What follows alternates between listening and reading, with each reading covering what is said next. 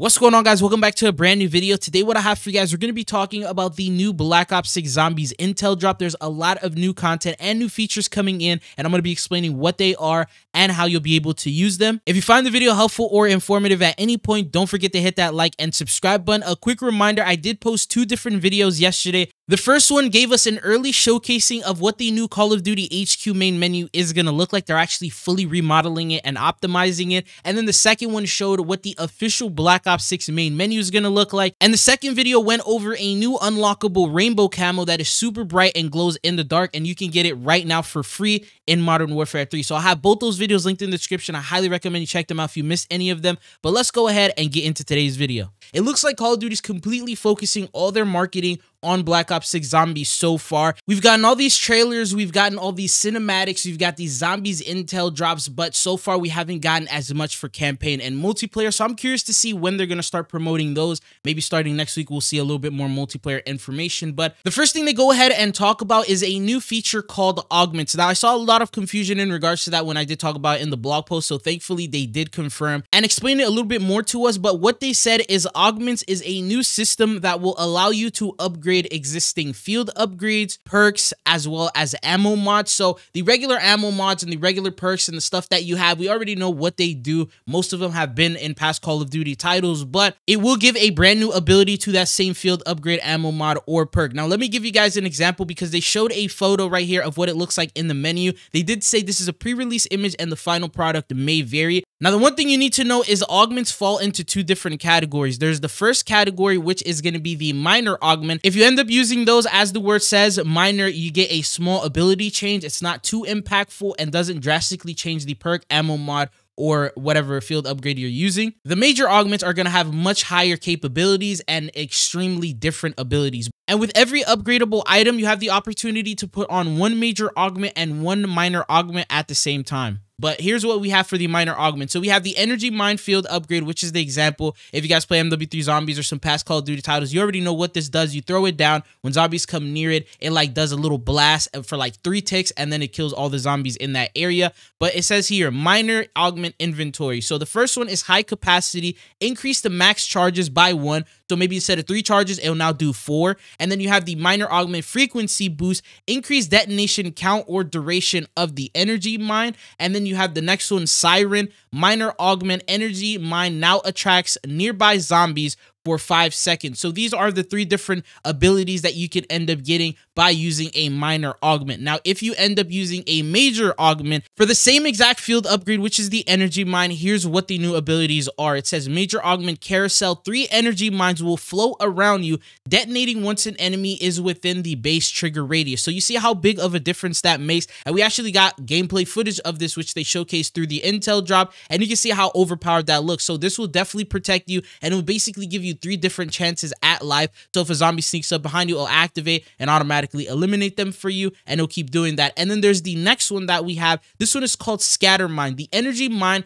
will split into 3 mines that scatter and detonate 1 time each. Now this will help you out if you're fully surrounded by zombies and you need to clear a path. That will do that. And then you have the next one, which is called Spire, and it says instead of detonating, energy mine becomes a turret shooting targets 1 at a time. Now that is a crazy increase, or I guess a dramatic ability effect for a regular energy mine. But you see what I'm talking about here. Every single ability like this, the ammo mods, the perks, the field upgrades, every single one of them is going to have a tree system just like this with all these different abilities that augments will implement. So if you have the same perk as someone else, they may not end up doing the same thing, and they're going to be completely different. So that's actually a pretty crazy cool feature, and I feel like that may end up bringing in a new freshness to zombies and give you a lot of that replay ability value, so that way you don't get bored of zombies even though you're using the same perks or the same field upgrades. Now, the next new feature that they added is the arsenal machine. They actually upgraded it and changed it so that way it doesn't have a armor upgrade feature, but it actually has a ammo mod instead. So this is where you'll be able to go to apply a new rarity and upgrade your weapons add different ammo mods, and they didn't really speak too much about this in the intel drop, but from the blog post, you're going to be using a new currency called salvage, which is like some weird stuff that zombies will drop. I'll show you guys a short clip, an example of what that looks like. You'll be able to collect that, and you'll go over to these arsenal machines and upgrade your weapon. There's also additional things that you can do. Go to crafting tables, build tactical equipment, lethal equipment, and support equipment, and improve the rarity of weapons. But they only spoke about that for only like 5 seconds, and then they went on to the Gobblegums. So as for Gobblegums, they mentioned that you have a pack of 5 that you can pick before the game starts, and then once you jump into the game, you go up to a gumball machine, and it will randomly select one of these 5 and give it to you. And obviously these range with different effects, different capabilities. A lot of them are the same that we've seen from past Call of Duty titles. They didn't mention if any are brand new. They just mentioned there's some that will give you all perks, which you've already seen, Perkaholic, or fire your weapons without using any of your ammo. It's just random upgrades like these that we've seen with many different perks, and they are going to be powerful, especially with the augment feature that we talked about a little bit earlier. They've also confirmed that if you do not consume the Gobblegum, so say you go up to the Gobblegum machine, you get it, but you don't consume whatever Gobblegum you get, you can keep it and it'll go back to the Gobblegum machine for you to use in another match, and it won't count as a use. Now, the next new feature that they talk about is the weapon build system. Now, what I mean by this is you can actually create your own custom loadout and set attachments on a particular weapon. For example, you can set up the attachments, the mag, the scope, the muzzle, the barrel. You can even use blueprints that say you unlock from the store or you purchased, or maybe some of the Mastercraft blueprints if you want to use those in zombies. What you do is you create those in the pregame of the zombies lobby, and then you just save those. And once you're in the zombies match, you can find the weapon through a mystery box or through a wall buy. And once you end up getting that weapon, you'll have that same exact blueprint that you had created in the first place. I think this could be a good idea because you can go into zombies in style. You can use some brand new camos that you may have unlocked, use some Mastercrafts or some blueprints,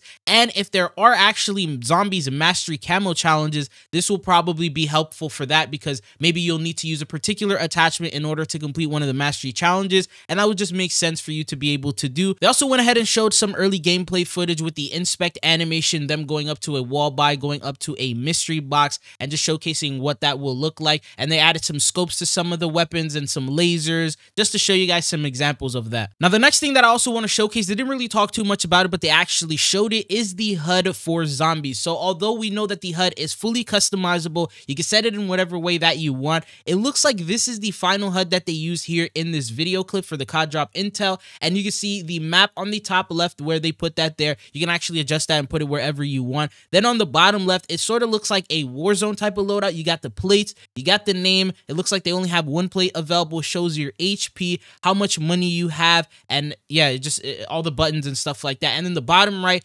showcases the mag, looks very similar to the HUD that we have from Cold War, showcases the stun, the frag that you have, as well as the field upgrade, which it looks like they're out. And then the top right showcases what round you're currently at. Now, as they mentioned in the blog post, you can actually update and change that to whatever way you see fit. So for example, they give us 2 additional photos. The first photo looks exactly, and it seems like this is the default HUD layout, which you can see that everything is exactly the same, except they've added the sprays. So the sprays will appear towards the bottom left area. Then you have Peck speaking. He'll appear on the right hand side. That sort of reminds me of MW3. And then you got the gumballs, which once you end up getting, they'll end up appearing on the right side above the field upgrades. But then you can also customize it. So they ended up messing around with it a little bit. In this example, they put the field upgrade, the lethal, and the tactical at the center. Towards the left side, they ended up putting the perks. Bottom left-hand corner is the round that you're at. Above that is the health bar. Then they put the emotes and the sprays, left it in the same spot. The gumballs they left in the same spot, along with your mag size and your ammunition. And then Peck